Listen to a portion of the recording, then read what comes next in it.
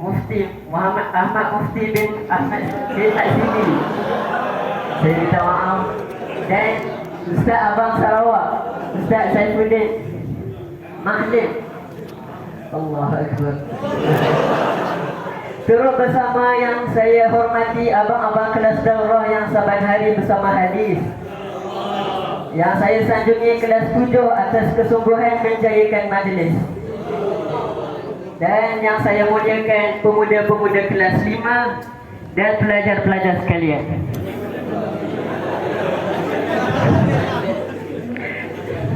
Sebelum memulakan majlis, belum terlambat untuk saya mengucapkan syabas dan tahniah kerana kita semua berjaya menghadapi musim imtihan yang panjang. Waktu main kita telah gadaikan, waktu makan kita telah hiraukan, lebih-lebih lagi waktu malam kita telah korbankan. Maka dari itu saya berpesan kepada diri saya dan kita semua, mana-mana pelajaran yang cermelang, bersyukurlah kepada Allah Subhanahu Wa Taala. Kita nafikan semua usaha kita dan kita kembalikan semua kepada Allah Subhanahu Wa Taala. Kemudian mana-mana pelajaran yang tidak mencapai taraf yang kita inginkan, buanglah kekecewaan, kuatkanlah keazaman untuk usaha lebih lagi. Kita kena yakin bahawa semuanya dalam perancangan Allah yang Maha Bijaksana. Allahu Akbar. Majlis dimulakan dengan syarahan Maulidur Rasul yang akan disampaikan oleh Yang Berakhmat Berhormat Saudara Yang Ahmad Berhormat Saudara Ahmad Iqbal bin Ahmad Fuad. Dipersilakan, insya-Allah.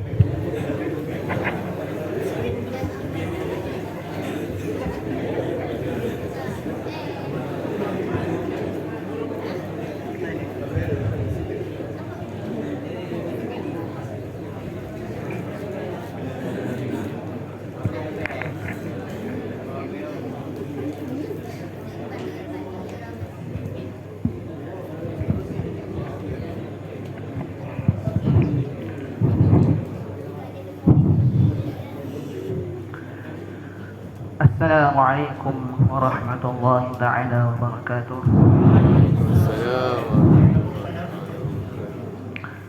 Alhamdulillah nahmaduhu wa nasta'inuhu wa nastaghfiruh wa na'udzu billahi min shururi anfusina wa min sayyiati a'malina wa la hawla wa la quwwata illa billahil 'aliyyil 'azim. Syukran رئيس الحفلة المؤقر وصاحب الفضيلة أستاذي الممجدين، أحبائي وأصدقائي، أقف أمامكم لألقي إليكم موعظة وتوصية وجيزة عن الموضوع مولد الحبيب الرسول صلى الله عليه وسلم. تفهيما لكم وتسهيلا لي سأكلم بلغة الحبيبة، لغة الملوية إن شاء الله. Tuan-tuan yang dimuliakan Allah Subhanahu Wa Taala, syukur kita pada Allah Subhanahu Wa Taala atas segala nikmat yang Dia telah kurniakan kepada kita. Allah dengan limpah kurnianya telah melahirkan kita sebagai seorang Muslim, seorang Muslim dalam keluarga Muslim di negara yang Muslim, dan insya-Allah mudah-mudahan Allah matikan kita dalam keadaan kita juga seorang Muslim. Tuan-tuan yang mulia, nama Nabi Muhammad sallallahu alaihi wasallam sudah tak janggal lagi nak kita. Lahir-lahir saja, lahir-lahir saja semua kita dah kenal siapa itu Allah dan siapa itu Nabi. Cuma pada hari ini saya nak bacakan sedikit nasab keterangan Nabi. Cuma tak habis. Baginda diberi nama Muhammad oleh Datuk Baginda Abdul Muttalib, menggantikan ayah baginda yang sudah pun meninggal dunia sebelum tepat baginda dilahirkan 2 bulan sebelum. Nama baginda adalah Muhammad bin Abdullah bin Abdul Muttalib bin Hashim bin Abdul Manaf bin Qusay bin Kilab bin Murrah bin Ka'ab bin Lu'ay bin Ghalib bin Fihr bin Malik bin Nadar bin Kinanah bin Mudrikah, sehinggalah seterusnya sampai ke Adnan. Tuan-tuan yang dimuliakan Allah Subhanahu wa taala, sempena dengan Maulid Rasul, hari ini saya nak ceritakan tentang kelahiran Nabi. Kelahiran Nabi adalah satu rahmat dan nikmat yang Allah turunkan kepada kita, bukan sahaja umat Islam, tapi untuk umat seluruh dunia. Kenapa saya akan katakan begitu? Kerana Allah SWT sendiri berfirman, "Wa ma arsalnaka illa" apa tu? "Wa ma arsalnaka illa rahmatan lil alamin." Tidaklah kami utus engkau wahai Muhammad melainkan rahmat bagi sekalian alam. Tuan-tuan yang dimuliakan Allah SWT, seperti yang sedia maklum, Nabi SAW baginda lahir pada tanggal 12 Rabiul Awal, tahun gajah. Tahun gajah. Kenapa dinamakan tahun gajah? Siapa tahu kenapa? Kerana pada tahun itu Abrahah dah datang menyerang, dan dengan kudrat Allah Subhanahu wa taala, tentera Abrahah itu telah dihalau dari tanah suci Makkah menggunakan burung ababil yang membawa batu-batu dari sijil.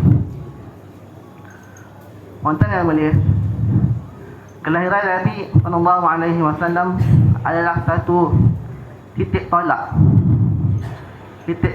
kepada perubahan peradaban dunia. Kalau kita melihat pada sejarah dunia, bangsa Arab tak pernah dijajah. Bangsa Arab tak pernah dijajah, tetapi mereka dikelilingi oleh kuasa-kuasa besar dunia. Antara kuasa besar yang mengelilingi mereka adalah Rom, Parsi. Di seberang sana adanya China, di seberang sana lagi adanya Yunani. Itu semua kuasa-kuasa besar kat dunia. Bagaimana kelahiran Nabi yang mengubah corak peradaban dunia? Kalau kita tengok masyarakat pada masa itu sudah berada sangat jauh, sama ada daripada nilai akidah, nilai masyarakat, ataupun nilai akhlak. Contohnya kita dapat tengok pada kerajaan yang dianggap kerajaan yang besar pada masa itu, kerajaan Rom. Luasnya kerajaan Rom bermula daripada Laut Hitam sampai ke bahasa Arab. Jangkauannya melebihi daripada 5.2 juta kilometer persegi. Adanya kerajaan Parsi, jangkauan kerajaannya melebihi 7.5 juta kilometer. Tapi masyarakat di sana nilai-nilai mereka sangat rendah. Pada nilai akidah, kerajaan Rom, meskipun dia mengatakan mereka ahli kitab, mereka sandarkan pegangan mereka kepada agama Samawi, tapi pada hakikatnya agama mereka sudah sangat jauh daripada agama Samawi. Bila berlaku berlaku terpesongnya agama Nasrani ini bermula seawal 90 tahun selepas kelahiran Nabi Isa AS. Dimulakan oleh seorang yang bernama Paulus. Kemuncaknya pada persidangan Nicea pada tahun 300 Masihi. Pertama, lihat akidah yang suci yang dibawa oleh Nabi Isa AS bertukar menjadi akidah paganisme. Mengatakan Allah itu ayah, Isa itu anak, Maryam itu ibu. Berubah status akidah manusia. Masyarakat mereka mengamalkan masyarakat yang terlalu mentakzimkan raja mereka, sehingga raja-raja mereka menisbahkan bahawa mereka ini keturunan dewa-dewa.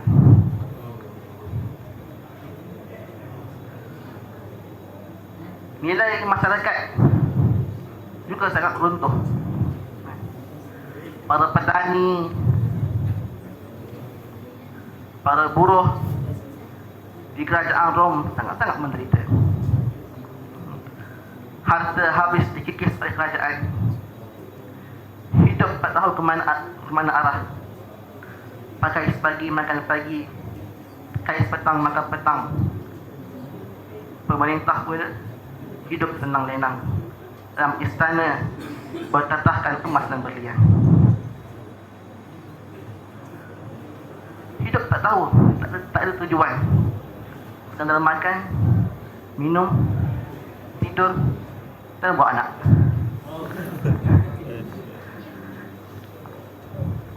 Kita lihat lebih jauh ke dalam kerajaan Parsi, benda yang sama juga berlaku. Parsi mengamalkan akidah Majusiyah, menyembah api yang dikatakan sebagai simbol kepada dewa kebaikan, iaitu dewa cahaya.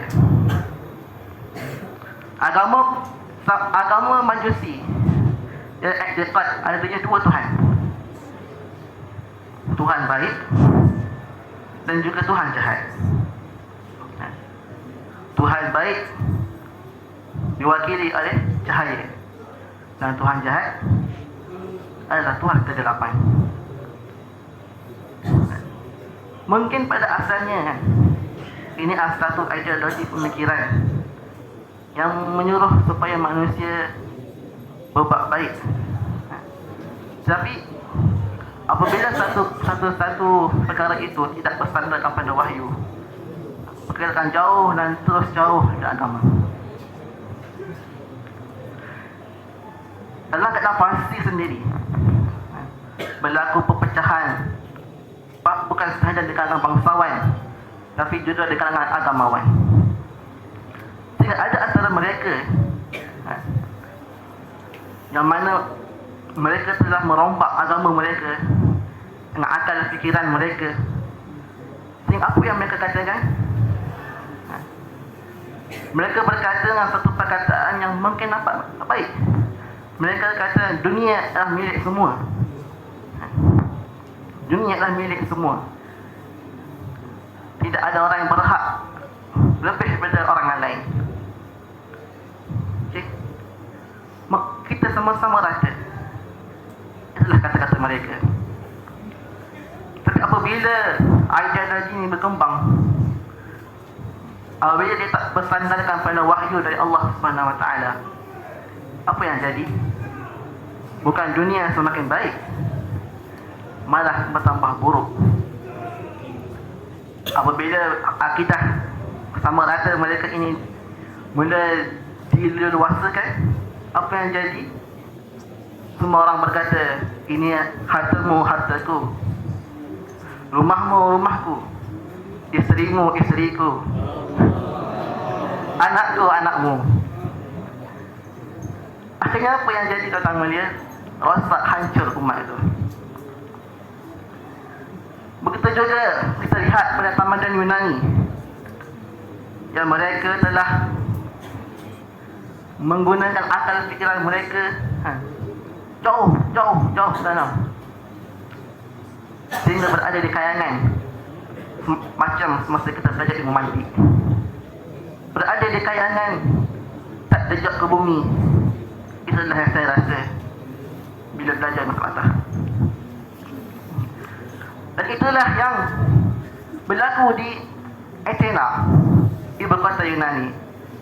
Mereka berbangga dengan ilmu mereka.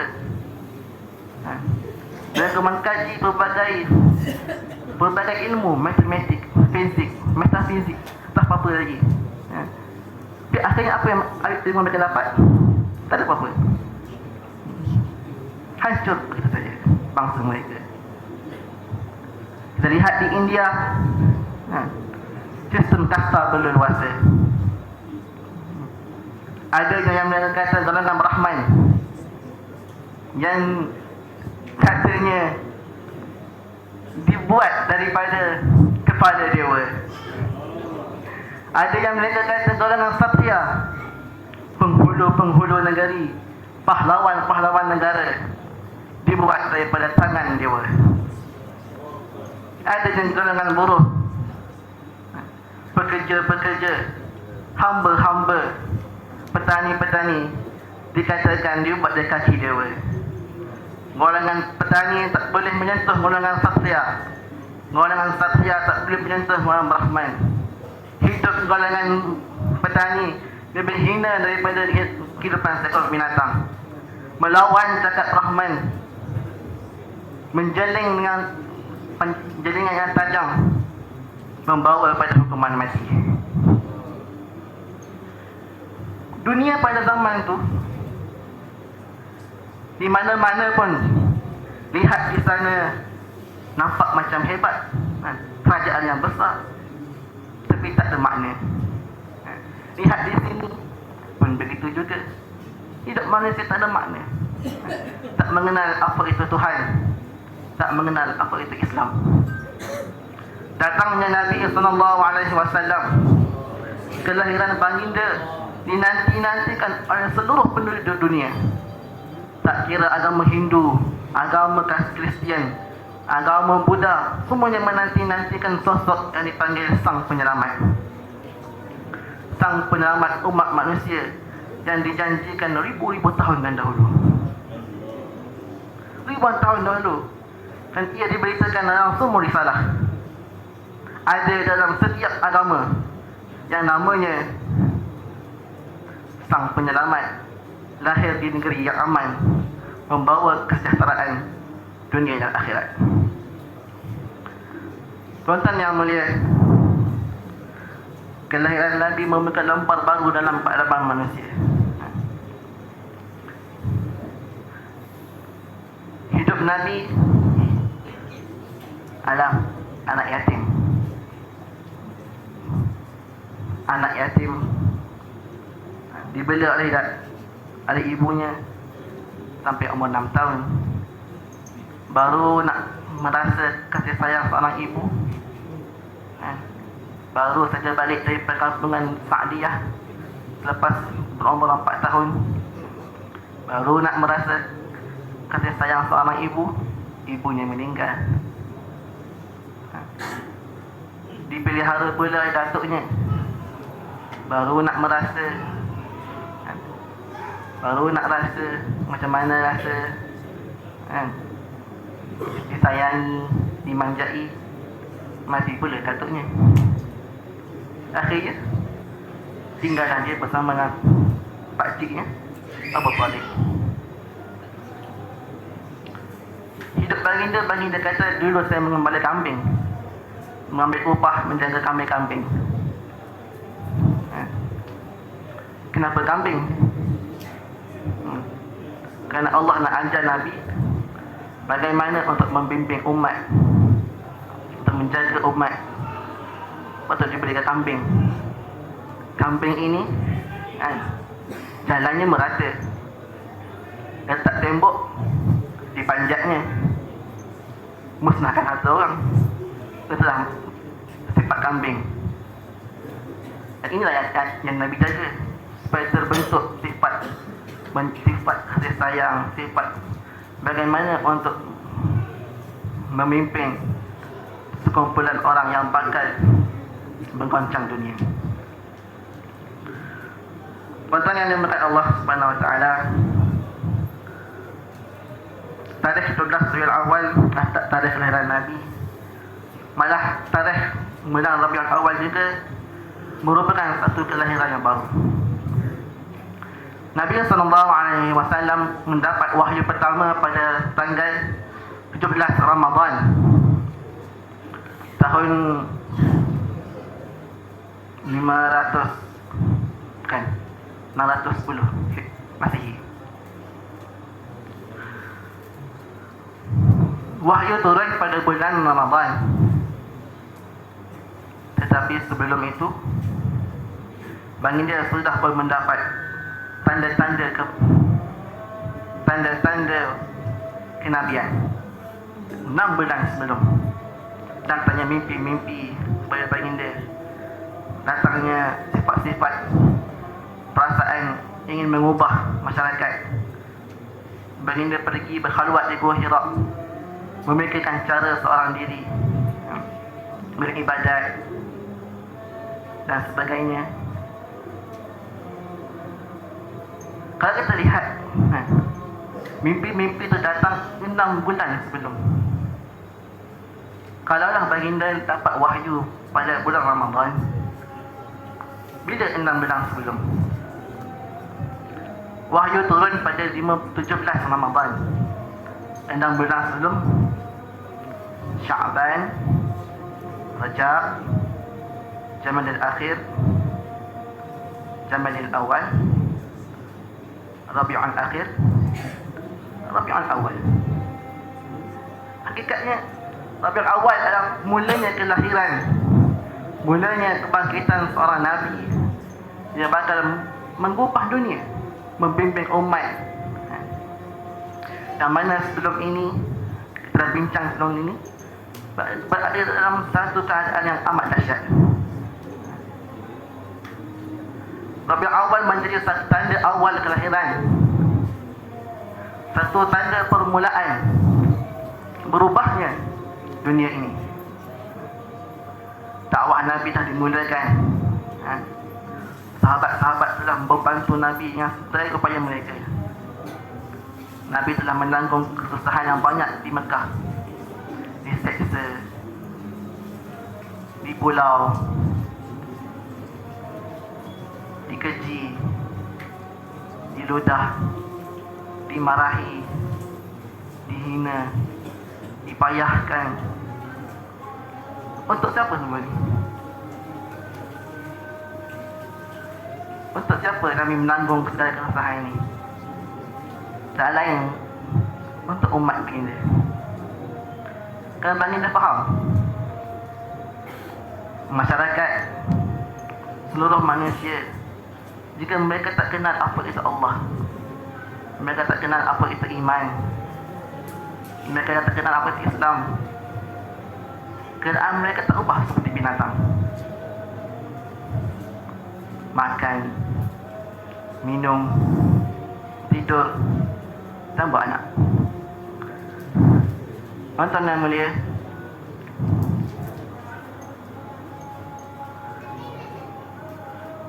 baginda ketika baginda berjalan ke Taif selepas kewafatan Sayyidatina Khadijah radhiyallahu anha dan kematian Abu Talib, baginda rasa sedih. Dua orang penggak baginda, dua orang yang selalu melindungi baginda telah menjumpa Allah Subhanahu wa taala. Orang Quraisy pada ketika itu mula memperhebat. Tak ada lagi yang melindungi, tak ada lagi yang menolong. Tinggal Nabi keseorangan menantang para pembesar. Akhirnya dibuat keputusan untuk buat satu perjalanan yang penuh harapan menuju ke Taif, dengan harapan mudah-mudahan mereka dapat menerima Islam. Sejauh puluhan batu bagi dia berjalan pula di atas kaki bersama anak-anak baginda, jalan dan terus berjalan. Apabila sampai, bukan bunga yang diberi, malah caci maki yang diberi.